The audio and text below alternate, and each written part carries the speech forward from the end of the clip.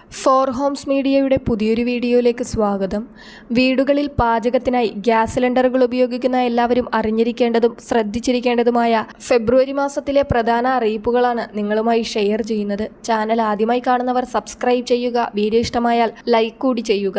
ആദ്യത്തെ അറിയിപ്പ്, എല്ലാ മാസത്തെയും 1-ാം തീയതികളിലാണ് എണ്ണ കമ്പനികൾ ഗ്യാസ് സിലിണ്ടറിൻ്റെ വില പുനർക്രമീകരിക്കുന്നത്.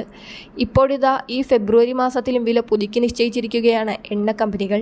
ഇതിൻ്റെ അടിസ്ഥാനത്തിൽ ഗ്യാസ് സിലിണ്ടർ വില കുറച്ചിരിക്കുകയാണ്. 7 രൂപയാണ് എണ്ണ കമ്പനികൾ സിലിണ്ടറിൻ്റെ വിലയിൽ കുറവ് വരുത്തിയിരിക്കുന്നത്. 19 കിലോഗ്രാം തൂക്കം വരുന്ന വാണിജ്യ ഗ്യാസ് സിലിണ്ടറുകളുടെ നിരക്കാണ് കുറച്ചിരിക്കുന്നത്. പുതിയ വില ഇന്നു മുതൽ പ്രാബല്യത്തിൽ വന്നുകഴിഞ്ഞു. വില കുറച്ചതോടെ ഡൽഹിയിൽ 19 കിലോഗ്രാം വാണിജ്യ LPG സിലിണ്ടറിൻ്റെ ചില്ലറ വിൽപ്പന വില ഇന്നു മുതൽ 1797 രൂപയാണ്. അതേസമയം ഗാർഹിക പാചകവാതക സിലിണ്ടറിൻ്റെ വിലയിൽ കുറച്ചു മാസങ്ങളായി മാറ്റമൊന്നുമില്ലാതെ തുടരുകയാണ്. 810 രൂപയാണ് കൊച്ചിയിലെ ഗാർഹിക പാചകവാതക സിലിണ്ടറിൻ്റെ വില.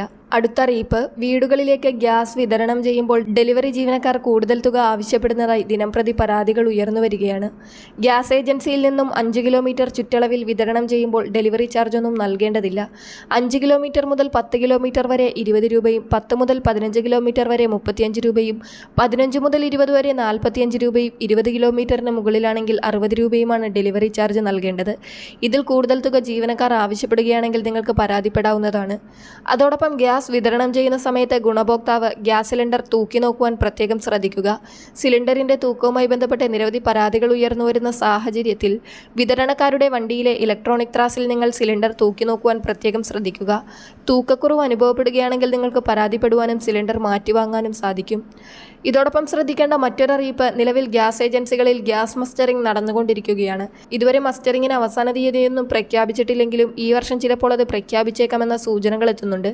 ഇത്തരത്തിൽ അവസാന തീയതി പ്രഖ്യാപിച്ചിട്ടും മസ്റ്ററിംഗ് ചെയ്തില്ലെങ്കിൽ ഭാവിയിൽ ഗ്യാസ് റീഫിൽ ചെയ്യുന്നതിനൊക്കെ ബുദ്ധിമുട്ടുണ്ടായേക്കാം.